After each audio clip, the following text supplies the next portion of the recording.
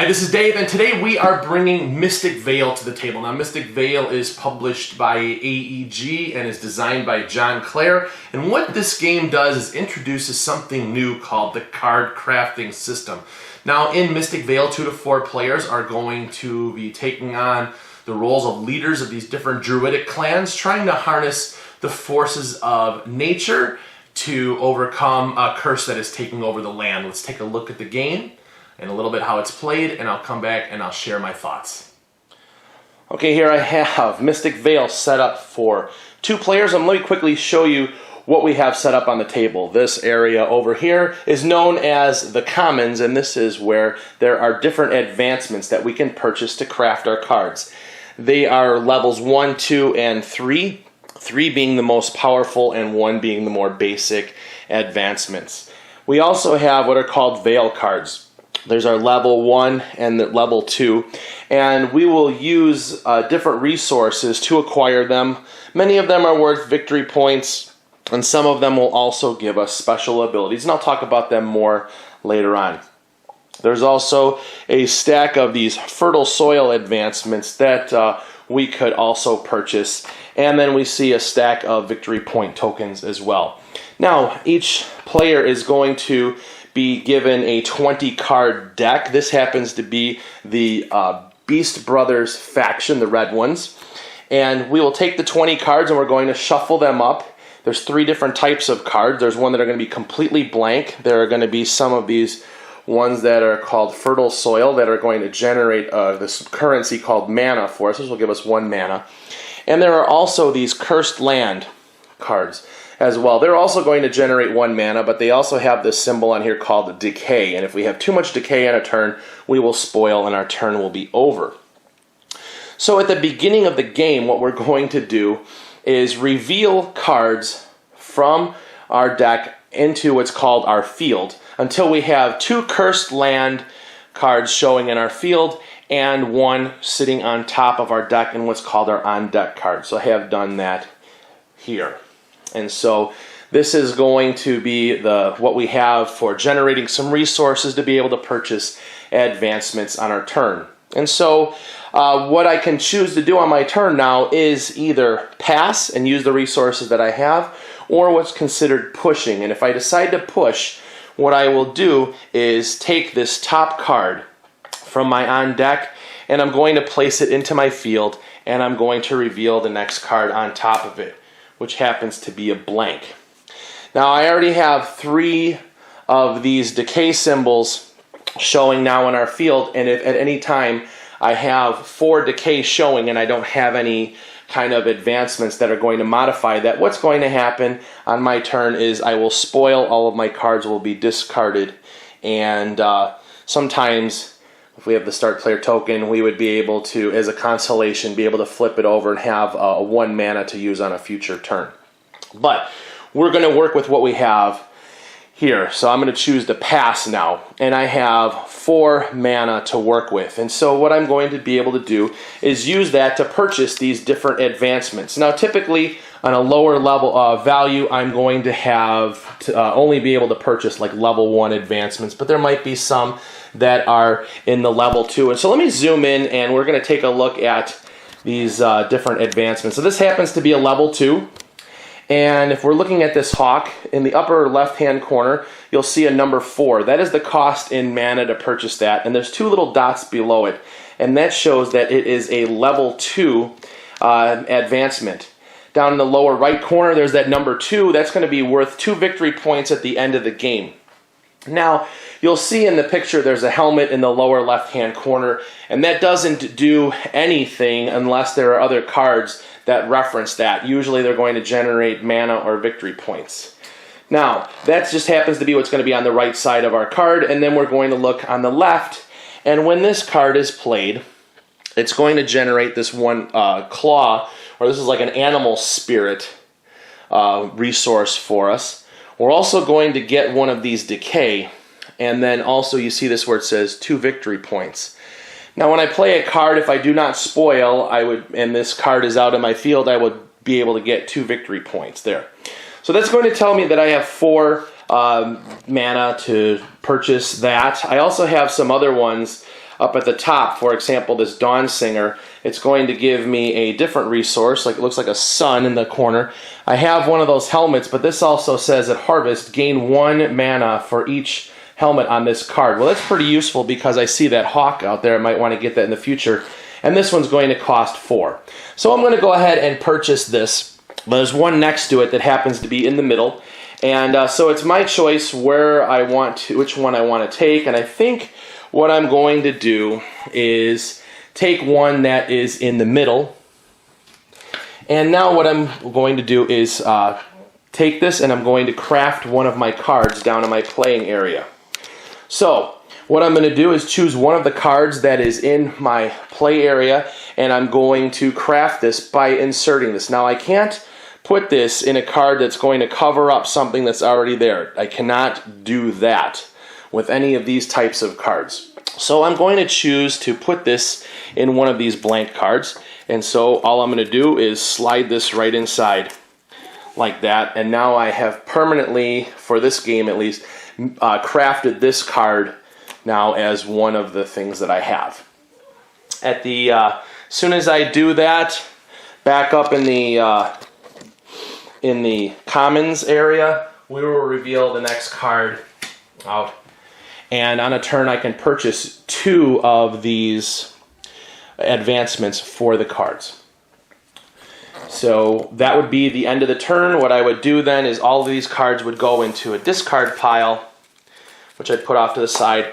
And then, starting with our on-deck card, we would go ahead and start doing what's called a prep for our next turn, where we will reveal cards until we have 3 decay showing between our field and our on-deck cards. So I have done that again, and so I would continue to do this. Once I have gone through this deck, then I would go ahead and shuffle in the discard pile and start over. So let me go ahead and advance the game a little bit, and I want to show you how things are going to look a little bit later in the game. Okay, so if we were to advance the game a little bit, we could have a hand that looks like this. Now let me take a look at this one particular card that says, when played, I may discard any card in my field. So when I played this card, what I had ended up doing was discarded one of these, just a card I had not crafted yet, this Cursed Land, just so that I could not worry about decaying. And the other thing too is this card is also going to generate one of these little green trees, which stands for growth, and this will cancel out 1 decay. So if I back out on here, this is essentially like I have only 2 decay showing on my cards. So because this one would cancel this one, so I have 1, 2, and I still have 1 on my top of my card. So I'm going to choose to push and put that over there. That gives me 3. And then I have a blank as my top card. So let's take a look at a few different things, what I have going on. So this particular card over here, I'm going to choose to pass. So the first thing is I'm going to get 4 victory points just for having this card out in the field. So this this Dreadful Cobra, I'm going to take 4 victory points, put them in front of me. It's also going to generate 2 mana on this and this sun resource. And then the other thing is that says gain 1 mana for each of those guardians on this card. Well, I have 1, 2, 3 of them. So it's going to give me 3 mana for 5. So that's 5 right there. This particular card says gain 1 mana for each helmet on this card. This is going to give me 2 more mana. So now I'm up to 7. I'm going to have 2 more victory points on my turn. So I have 7 mana, and then I come over on this turn, I have 8, 9, 10, and then I have 11, and 1 more on this turn over here, 12. So I have quite a bit of stuff to go ahead and do some crafting on there. I'm just going to go ahead and probably buy one of these Auroras for 10. This is going to give me 1 victory point for every 2 cards in my field. So if I have a big turn, I can get a lot of points. So I go ahead and craft that. And I have 2 left. And so I'll go ahead and choose a fertile soil. Now when I go to the fertile soil, I didn't talk about this before, I could choose any of those that are available and put it in there. So I'll just go ahead and slide this down in this particular section. Now, let me talk about these Vale cards because I actually have some resources now. I generated 2 suns, 3 suns, and 2 bear claws. So what I can do is look at what I have available up on the Vale cards. And so some of them will have a resource cost, or so there, if I have a claw and a sun, I could purchase this one, which would be this Exodus Road, and it's going to give me 2 victory points at the end of the game. We have another one, this is going to need a plant and a claw for this World Tree, and that would give me 2 victory points. I have another one that's going to be a claw and a star that's going to give me this. It says, once per turn, I may spend 2 mana to use any of those resources, like the claw, the plant, or sun, as a wild. I can use it as anything, which is kind of nice. And we also have these level 2s, like this one here that's a sun and 2 claws. It's worth 3 victory points. This other one, 3 claws, 2 or sun and a plant, worth 6. Almost have enough to do that. And then we have this other one that's a claw and 2 suns, that at harvest time I gain 1 wild resource, which is really kind of nice if I want to go after Vale cards. So, but if I chose to do this with the resources that I have, I'm going to use 2 claws and 1 of my suns to grab this 3 Vale card. And I'm going to put that, I'll put that in my player area in front of me, and that will be worth victory points at the end of the game, and then I go ahead and I fill that back in. So what's going to happen is, after I purchase this one, I would fill this in. So this is going to continue turn after turn after turn. Eventually, we're going to have a bunch of these cards that are going to be fully crafted, that are going to have some really, really neat combos and do things for you.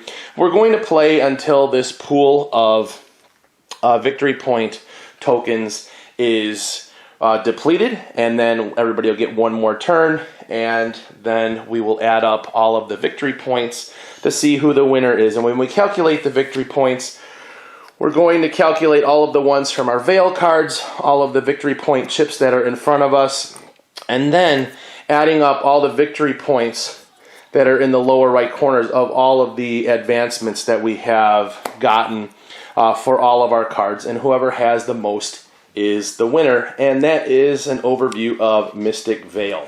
All right, you had a chance to see Mystic Vale in action. You got a chance to see the very beginning starting cards, and then later on with some of the more fully crafted cards, some of the potential that you have in this game with the engine building and the combinations in here. And I also wanted you to see how to go about getting the Vale cards, something that you don't want to overlook in this game because they're going to give you extra abilities and victory points. Now, Mystic Vale introduces the card crafting system, which I am super excited about because, to me, I'm a fan of deck building games, and this has taken the deck building mechanic and it has evolved it into this new generation now we call the card crafting system. And I feel that this is a far superior system because in a deck building game, you start off with starter cards, and over the course of the game, if you want to be efficient, you try to run a lean deck, and you're looking for cards or different things that are going to allow you to thin out your deck so that you're able to generate more powerful things on a turn. In Mystic Vale, I only have 20 cards to work with throughout this game, and over the course of the game, I am able to do some really, really cool things.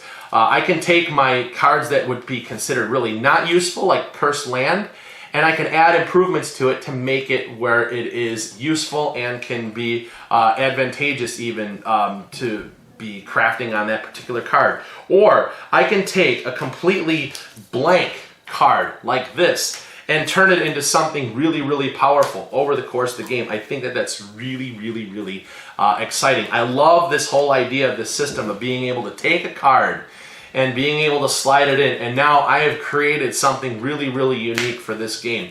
And I love this whole idea in this system. And so to me, all I have to do over the course of the game is worrying about improving these cards. So every time they come around, they get better and better and better and better. And so to me, that's a far superior system than an actual deck building game.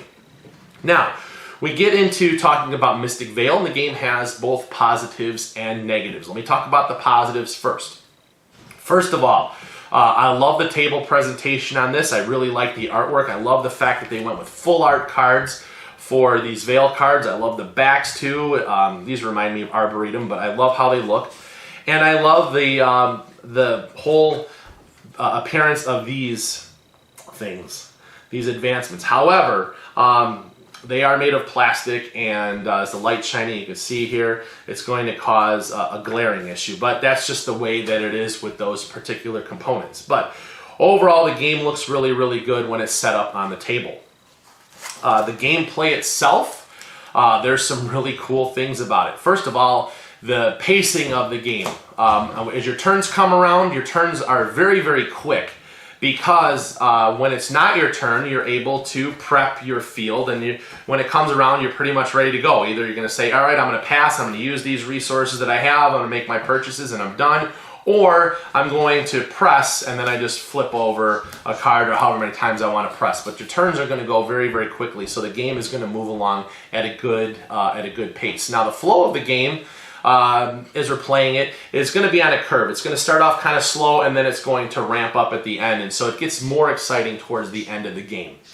Now, we're playing the game itself. The rules, very straightforward. This is a very straightforward game. One time through the rule book and you're ready to go. The rules are well written. It's got a nice, there's some card clarifications in here for any of the Vale cards or the some of the advancements, but you really won't be referring to this too much because you have a reference card that's in front of you for the game. So as you're playing it, it's very straightforward, and the mechanisms itself, the way that the game works, you can tell that there was some time put into developing this game, and it works very, very well. This card crafting system is awesome. And so when you're playing the game, it's like, it feels right to be able to generate resources, to be able to take that advancement and slide it in, and later on it's like, oh, here's another one. Now I've done this. Now, oh, this is even cooler. So now, and I love that how that works, and that it feels really, really exciting in the game, and so it works. The first few times you play the game, it's really, really exciting, and you're like, man, this is great, this is great, this is great. However, there are some issues with this game, and I believe that this falls victim to being the first in the card crafting system, because this is solely meant to introduce the system, and it's very, very vanilla, and that's where the issues come in. I think that we have expectations for games, and if we look back now, Dominion was the first one to come out in the deck building system, or Ascension Chronicle, the Godslayer was the very first one. And if you look at them, they're very plain in what they do. There's not a lot of bells and whistles. And it wasn't until later on the bells and whistles came and the system got more interesting to play. Here we have Mystic Vale, and the game doesn't have the bells and whistles that maybe we would be expecting. However, it does introduce the system very well. But in Mystic Vale, some of the issues that we have are the fact that it's a multiplayer solitaire and there's no player interaction. So there's really nothing that I can do with any of my cards to craft them to stop you from doing anything that you're doing. And so it leads to some runaway leader problems, because all it takes is a few turns to craft these cards with some pretty hefty advancements, and if nobody else does it, or they have a couple of turns where they push and they bust, then there's no catching up, and typically whoever has that engine built first is going to steamroll their way to victory. I've played this game 7 times now, and the last 4 times that I've played the game, I've crafted cards almost the same way using the same strategy, and I have won because I have out-resourced my opponents. And that's one of the other issues in this game, is the fact that the game starts to feel the same after a few plays, because there is not a large selection of cards that are in here. It looks like there's a lot, but what we have is 3 of each of these different advancements, one for the lower slot, one for the middle, one for the top. And so you go through there and you see the cards that are there. There's not a lot to choose from, and you're going to quickly see the combos that are there, and you're going to start playing the game the same way. And so in terms of replayability for somebody who is accustomed to playing deck builders a lot like myself, the game quickly loses its appeal because it needs more to it. It's just a very, very plain system, and so it becomes the same, and then you just feel like, well, there's really not much here. And the other thing is that it doesn't really have a theme to it. This whole Druid theme is pasted on. It could be anything. Sure, in the book there's a backstory on 4 of the Druid clans that are in the game, but I really don't feel like I'm harnessing the power of the forest playing the game. I'm just looking to generate resources to buy the next advancement to move on. And that's typical in deck building games. I really don't know any deck building games that are very thematic. So I will cut it some slack on that, but there's really not a theme in here that's going to hold you in when the game starts to feel the same. And so I feel that that's one of the issues that comes up in the game.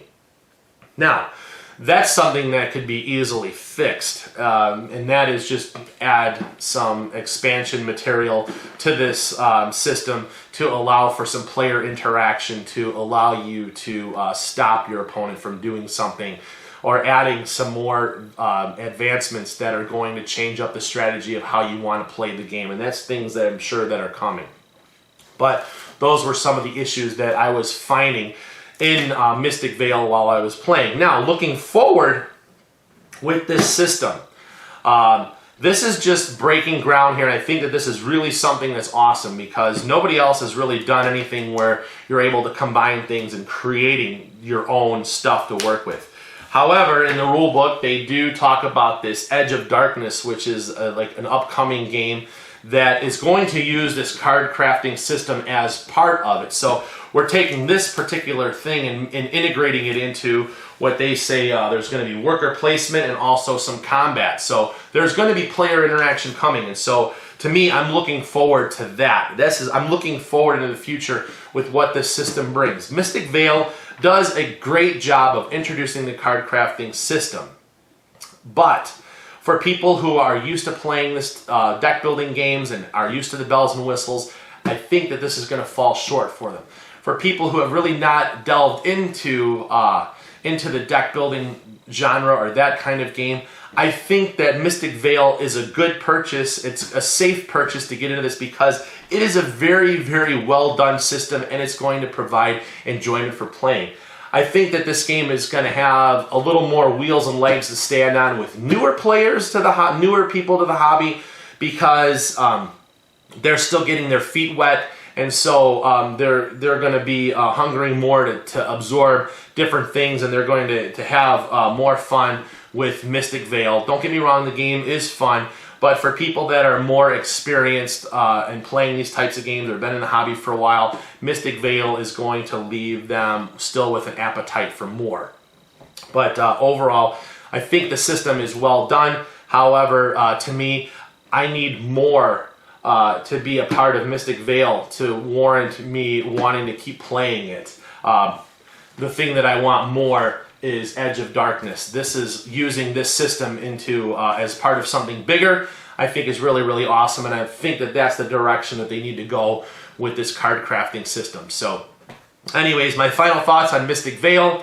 It's going to be a better draw for people who are newer to the hobby. It's an outstanding system, don't get me wrong, even though I say that there's negatives to the game. Overall, I think that there's a lot going for Mystic Vale. I think it's a safe purchase for people who are newer to the hobby, but it's something that if you're accustomed to the bells and whistles and a lot of the other deck building type systems, then Mystic Vale is going to leave you wanting more. So anyways, that's it. Mystic Vale from AEG. Thank you for watching. If you guys have any comments, questions, concerns, please put them in the comments below. If you are playing Mystic Vale, share some of the cool card crafting that you've done in the comments below, so that other people see what kind of stuff that you're doing, and so we could talk about it. All right, that's it for now, and join me again next time as we bring another game to the table and we talk about it. All right, we'll see you. Bye-bye.